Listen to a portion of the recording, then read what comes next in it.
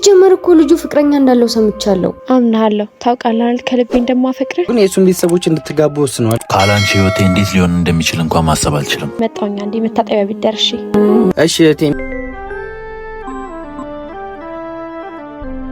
ሄሎ የኔ ፍቅር፣ ምን ነው ቆየሽብኝ? ሮሚዬ እየጠበኩሽ እኮ ነው። ቆንጆ ጊዜ እናሳልፋለን ተባብለን የለን የኔ ፍቅር?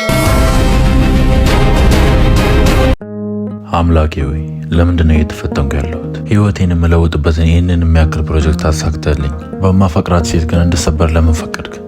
ለምን አምላኬ? እና እንዴት ነህልኝ የኔ ፍቅር? እኔ ደህና ነኝ። ባለፈው እኮ ስደውል አታነሺም፣ አስጨነቅሽኝ እኮ። እሺ እስከዛሬ ድረስ ለምንድነው እንደምታፈቅር የምታስመስለው? ከሌላ ወንድ ጋር የፍቅር ግንኙነት እንዳላት እንዳወቅኩ አልነግራትም። በዝምታ መጨረሻውን ማየት ፈልጋለሁ። ቤተሰብ አግባት ያለኝን ሴት ግን ማግባት አልፈልግም። አምላኬ አደራ። እሺ ምንድነው ማድረገው አምላኬ? መች ነው የደወልከው? ከትናንት ወዲያ ነዋ። ጸጋ ጋር ነበር እኮ። አንስቶልህ ነበር እንዴ? እንዴ እና ቀድመሽ ለምን ሳትነግሪኝ? እኔ እንዴት አውቃለሁ? ወይኔ አጋጣሚ ስለተገናኘን ነዋ። አምላኬ ቤተሰቤን ነው የምመርጠው፣ አላማዬን ነው የምመርጠው። ተጨነኩኝ እኮ። ወይ ጌታው ያንተ ተአምር አያልቅም። ልክ እንደኔው በቤተሰብ ጫና ችግር ውስጥ ያለ ሰው አለ ማለት ነው። ለቤተሰቤ ብዬ ነው እንጂ እኔ ምንም የማግባት ፍላጎት የለኝም። እና ያው ሁሉ እቅዳችን ሊበላሽ ነው ማለት ነው? አይ በለሻሽም መስተካከል አለበት።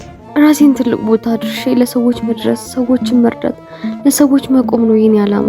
ጌታዬ ሆይ ምን ነው ለኔም እንደዚህች አይነት ልባም ሴት ብትሰጠኝ። አዎ መስተካከል አለበት። በእቅዳችን መሰረት ሁሉንም እናደርገዋለን። ካገባሁት በኋላ 3 ወር ብቻ ነው የሚያስፈልገኝ። ከዛም መላይ ስለምችል ግማሽ ሀብቱን ተካፍዬ ካንተ ጋር እኖራለሁ። ሌላውን ላንተ ትቻለሁ። እንዴ አንተ እርዳኝ። ዋና አላማችን እሱ ነው። እኔም በምችለው ሁሉ አግዝሻለሁ። አፈቅርሻለሁ የኔ ቆንጆ። ዋው